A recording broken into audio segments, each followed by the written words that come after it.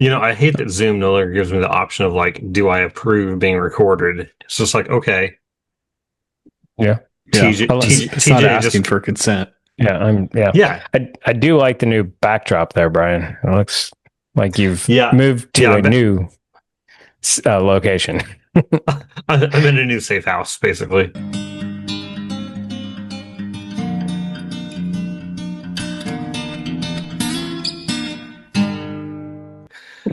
So yeah, I've been relegated to a different room of the house tonight. So got other stuff going on in other vicinities. So Okay. I've been literally in the corner of the house right now. There So you I've been kicked to the corner of the house in the bedroom, basically. So I'll perhaps in the morning I'll have bread and water under the door. We'll see. go. Oh, shoot. All right. All So, what right. are we drinking tonight since you are in charge? All right. So tonight we are drinking actually a gift sample from someone who follows the channel, friend Zach. He has given us some dark arts to sample. He actually the premise was he gave these samples to me and was like, hey, I want to know what you guys think of this. So this is dark arts, single barrel, MSRP coming in at about I think about 160 on this. 111 proof, 9.5 year. And so 9.5 year MGP, paying 150. Is it worth it? Let's All find out. right. Yeah. Thanks, Zach. Yes. Thank you. Well, Well, I mean, that don't thank him yet. nose Don't thank him yet. is. I Oh, mean, I've smelt it, I and the mean, nose is let's super be honest. unique. 9.5 year MGP. Thanks, Zach. Like, I don't have to Yeah. even, we don't have to get farther than that. not with you. That's just your love language right there. I can be objective, I think. So that is all tobacco, smoky oak nose. I like it. Color's phenomenal. I get plenty of sweet on this. I get toffee, caramel. But yeah, definitely oak. I like the tobacco Yeah. note. I get a nutty pecan almond.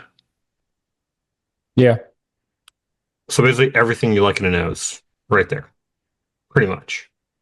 Yeah, I would like if I had to choose something it was close to, it'd be one of the good batches of Bookers with that doesn't have the super peanut influence, Yeah. but just a little bit of nuttiness in the back. I don't think I've ever had a Booker's with this good of a nose. Well, there you go. Do Bardstown again. It's the Booker's fatal flaw. Palate and finish are incredible, but the nose is just like, no. Yeah. Yeah. I actually, as I've revisited some of mine, I actually have to agree with you on that one, Chuck. I'm not even a nose guy. I'm getting a dusty note on this too. It's like that library. Okay. Brian took a sip. Mm-hmm. That does He not sure taste did.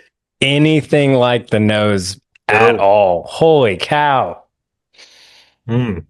There's the sweetness. Yeah, but I get a little bit of that char that you were picking up on the kind of that smoky note.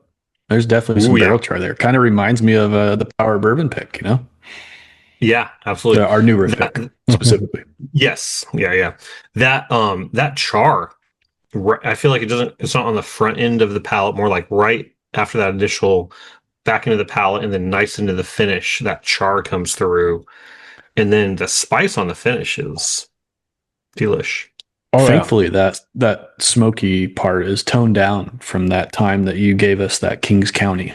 And it was like we were just gnawing on charred oak.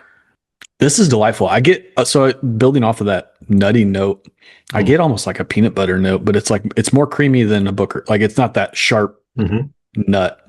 It's like a creamy peanut butter. But yeah, that barrel char is what lasts for me. It's just like even lingering, like in a pleasant way. It's not like but that's the dominant note. Yeah, I was to say, I feel like the peanut butter note, like I didn't get initially. I think the char on the first sip kind of overshadowed everything else. But then now that I've on that second, third, fourth sip, when you identify that peanut butter note, like, oh, it's delicious. And I feel like that's now my it's almost taking over the char. I mean, not really, but like I identify it and enjoy it. Yeah, I was gonna say my favorite go-to quick sandwich is honey peanut butter sandwich, and that's what this thing is. It's like got a lot of that sweet honey notes, but then the peanut butter notes coming back behind it, and then yeah, like you said, the char comes in, a little bit of oak, and then the spice just lingers, but the honey note comes back a couple times, which is interesting. Yes, peanut butter honey sandwich. That is a great description. I always put bananas on mine as well, but this is really good. And like this, the viscosity on this, I think, is what I really like, and that's what kind of gives you that creamy note for that peanut butter. But it's like it gives the full experience. You're not only getting the taste, but then also just that texture.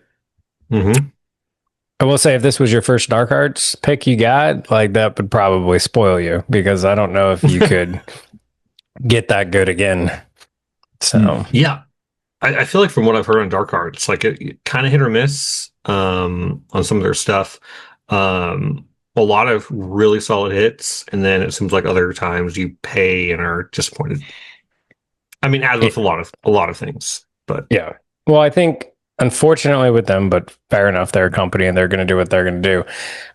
They know how to do good single barrels and things like that, and they know to price those higher. And so like, being this one's a little more expensive than their normal picks at $60 to $90, like you got something good, but you're gonna pay for it, and that generally happens with the smaller places and everything like that. So, which I can't fault them for. So yeah, no, I mean, almost a 10-year MGP. Like, this isn't that much. Like, it's priced high in the market, but not like that high for 10-year. Yeah. I mean, with your buzzwords, 10-year ish MGP, and it's good. Like in single barrel, it's kind of checking the boxes that raise the price compared to some other things. And if a company, and if a distillery company, whoever, if their normal stuff is in that 60, 90, 100 range, and if they know they have something good and they price it up to 150 or whatever, as long as, for me, they're consistently hitting the mark when they up the price, and I know I'm getting that extra value, I'm okay with that.